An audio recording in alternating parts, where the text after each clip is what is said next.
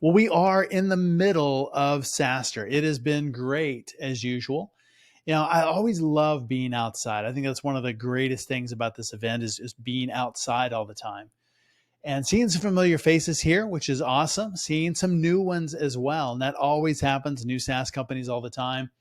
And a few companies that are missing that I kind of expected to see here. So very interesting times for sure. My favorite thing here are the brain dates and spending time with other founders. Some of the speakers are good, most are just kind of okay. And the reason I prefer focused conversation to text heavy PowerPoint slides is that they make me think. And most importantly, they make me think differently. And good speakers do that too. They answer questions that Google and ChatGPT can't. I see something one way and they show me three more ways that are right in front of me that I didn't see at all. Good content does that too. And we've all heard that content is king. And that can be true. Or if we go way back to episode 1, Neil Gordon shifted one letter in that word, content. And that was context is king. And I think that's really, really important because not all content wears that crown. If content is king, not all content wears the crown elegantly. And the audience needs both of those, content with context.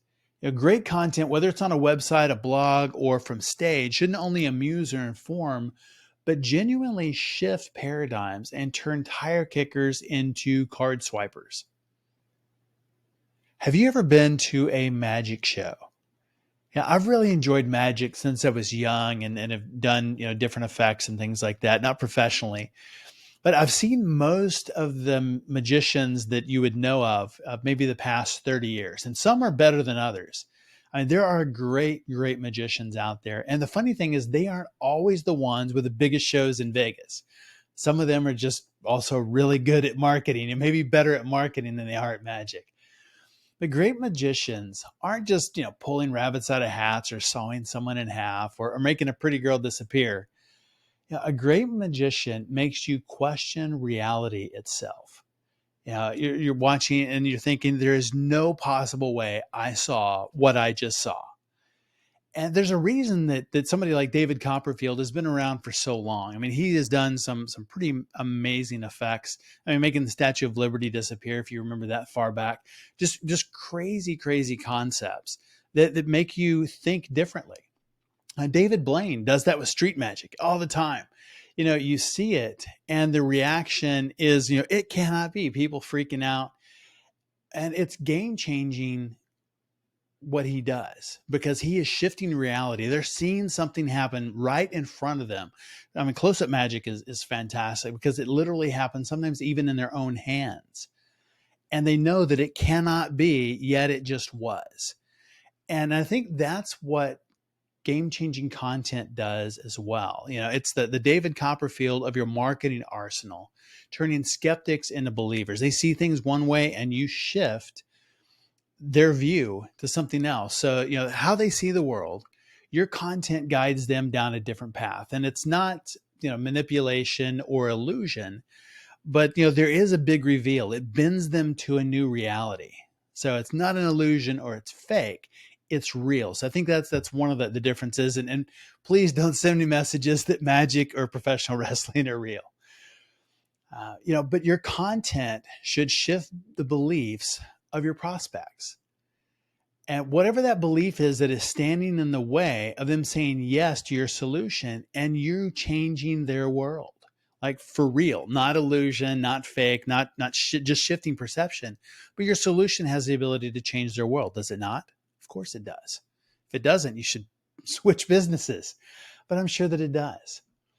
One of my favorites when I think about this and kind of shifting perspective is Basecamp. And a lot of us have used that for a long time. It's not your usual SaaS unicorn, but it's a steady Clydesdale. I mean, year after year after year after year, just growing, growing, growing, growing. And they didn't just put out a project management tool. They didn't just pull a rabbit out of a hat and go, look, this is awesome. They sold a philosophy through their content, getting real, later rework. They changed the way we think about work and productivity and about project management. What is a project? How does it work? How do you be more productive? And so, it was really shifting that mindset. It wasn't just putting out a project management tool, because how many of us would go, yeah, I'm not a project manager, not for me. But you know what? When you really understand it and the philosophy behind it, you're like, yeah, that is completely for me, because they changed the way we think about that. And, they didn't just, sell something to catch your eye, or, some gimmick. They won your mind. And let's be honest, once you've got the mind, the credit card follows pretty darn quick, doesn't it?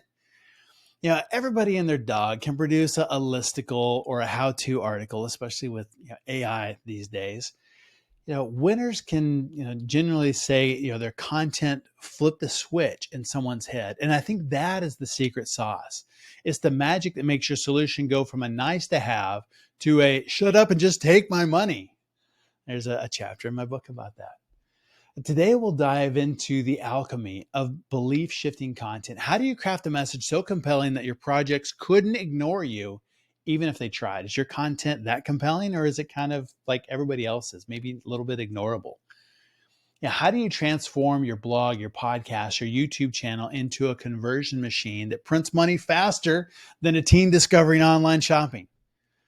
Are you ready to be the magician instead of just another face in the crowd? We have to stand out to be successful. It's very cool to bring those people with the same shifted beliefs together. And I have to tell you about a great new book called From Grassroots to Greatness, 13 Rules to Build Iconic Brands with Community-Led Growth, by a friend, Lloyd Lobo, and the foreword by Jason Lemkin. So it's ideal that I talk about it here at SaaStr. We've all seen how traditional marketing, even digital marketing, advertising, is kind of losing its edge. It's harder and harder to stand out that way. A few companies do it, but most are really pretty ignorable. Features won't make us stand out. Big personalities won't do it. Gimmicks may work temporarily, but the novelty of being a dancing bear wears off. So how do you stand out in the market? Community. That's where it's at. One, we're lonely as a society and need connection. We crave connection. And two, we want a place to fit in with other people we have something in common with. And a thriving community is your biggest asset, even bigger than brand. And in his book, Lloyd lays out 13 rules to attract your own army of raving fans. It's your ultimate acquisition channel, brand differentiator, feedback source, retention lever, and catalyst for transformative change. Brands of yesterday, the old guys, were built on what they told the world about themselves. Brands of the future will be built on what the community says about them.